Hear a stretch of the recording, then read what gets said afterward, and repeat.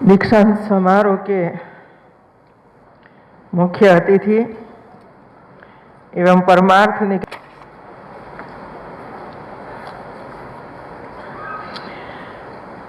आपके विश्वविद्यालय का नामकरण छत्रपति साहू जी महाराज के नाम पर किया, जिन्होंने सामाजिक विषमताओं के खिलाफ संघर्ष करने और समाज में सामाजिक समानता को स्थापित करने में महत्वपूर्ण भूमिका निभाई।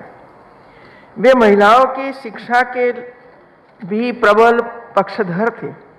आज के इस अवसर पर मैं उनको श्रद्धांजलि अर्पित करती हूँ। मित्रों, आज विश्व जल दिवस। इस दिवस का उद्देश्य जनमानस को जल संरक्षण एवं जल प्रबंधन की दिशा में अपने स्तर पर प्रयास करने को प्रोत्साहित किए जाने पर जोर दिया जाना है। जन सहभागिता के बिना जल संकट से निपटना असंभव है। केवल सरकारी योजनाएं बनाने से समाधान नहीं निकल सकता। समाधान तभी निकलेगा जब हर व्यक्ति जल संकट और इसके दुष्परिणामों से अवगत हो। प्रत्येक व्यक्ति को अपने जीवन में जल का सदुपयोग करने के साथ बच्चों को भी इसका महत्व समझाना होगा कि जल है तो कल है।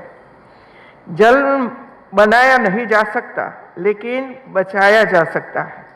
आज बरसात के पानी के संरक्षण को लेकर बड़ी जागरूकता के कारण ही देश के कई हिस्सों में भूजल का स्तर ऊपर आने लगा है। देश में हर घर नल से जल कार्यक्रम, शौचालय निर्माण एवं खुले में शौच से मुक्ति जैसे कदमों ने अच्छे परिणाम दिखाए हैं। हालांकि इस दिशा में अभी और प्रयासों की आवश्यकता है। इसी प्रकार आगामी 25 मार्च 2023 को अर्थ ओवर डे भी है। अर्थ ओवर डे प्रत्येक वर्ष मार्च माह के अंतिम शनिवार को मनाया जाता है। यह एक वैश्विक आंदोलन है। इसके अंतर्गत पूरे विश्व में स्थानीय समय के अनुसार रात 8:30 बजे से लेकर 9:30 बजे तक 1 घंटे के लिए गैर जरूरी बिजली का उपयोग बंद कर दिया जाता है। 3 साल रहे वीसी, 3 साल के बाद चले गए। क्या किया, कैसा किया, क्या जरूरत थी, कोई पता नहीं लगता है। आए, कहीं 1-2 भवन बना दिए, अपना तख्ती में नाम आ गया, 1-2 एग्जाम हो गई, फिर गए। बस ये नहीं होना चाहिए मित्रों। और इसी वजह से हर यूनिवर्सिटी का, सिर्फ यूनिवर्सिटी नहीं, सभी संस्थानों का, सरकारों का, केंद्र सरकारों का, सबका विजन होता है। सबका होता है। 10 साल का विजन क्या है भाई, बताइए। कितने अमृत तालाब बनाओगे 10 साल में? कितने नई स्कूल बनाओगे? कितने बच्चों को आगे बढ़ाओगे? कितने कॉलेज खुलेगी, मेडिकल कॉलेज या तो वो, ये सब विजन डॉक्यूमेंट में आता है। और इसी वजह से इतने अच्छे हमारे पीएचडी होने वाले अध्यापक इधर बैठे हैं, सब मिलकर एक अच्छा विजन डॉक्यूमेंट बनाए और 10 साल तक ये यूनिवर्सिटी को आप आगे ले जाइए मित्रों। अभी अच्छा है आप सबको नेक एक्रेडिटेशन में जाना है। कई का तो हो गया है और मेरी इच्छा है मित्रों कि कानपुर ये यूनिवर्सिटी पीछे नहीं रहनी चाहिए मित्रों, पीछे नहीं रहनी चाहिए। सभी मानकों में ये यूनिवर्सिटी आगे बढ़नी चाहिए मित्रों। और संकल्प कर लीजिए कि ये यूनिवर्सिटी को भी A++ मिलना चाहिए। और वैसे नहीं मिलता है, वैसे नहीं मिलता है। सबसे पहले तो डाटा कलेक्ट करना पड़ता है। सबको साथ में बैठकर चर्चा करने के बाद सब कुछ तैयार करना पड़ता है। और मैं मानती हूं कि आप लोगों ने कई अच्छे काम किए हैं। जो नेक एक्रेडिटेशन में जरूरी है वो आप सब लोगों ने किया है। लेकिन सही ढंग से लिखना इतना इम्पोर्टेंट है।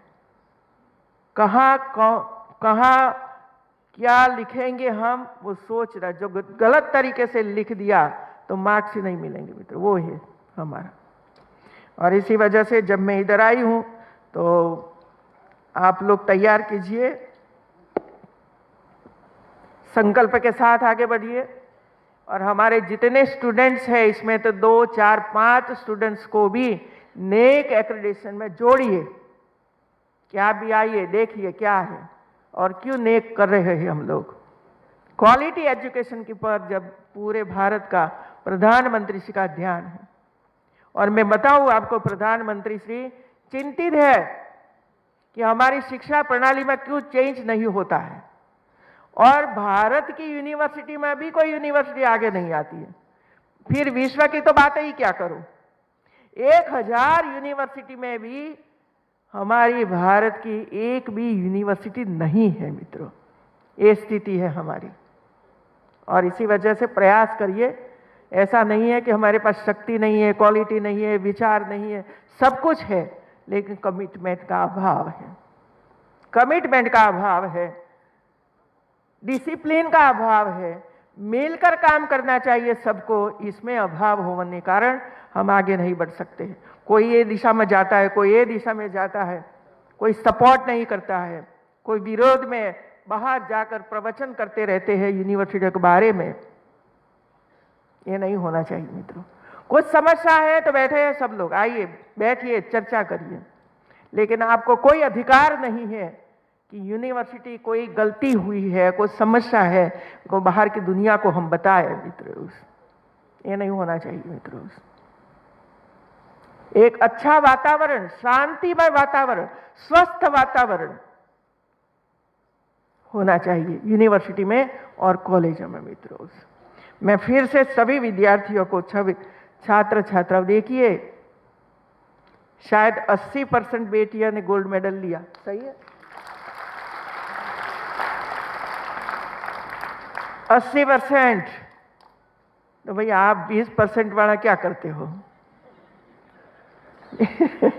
20% वाले क्या करते हो तो बताइए मुझे। तालियां बजाते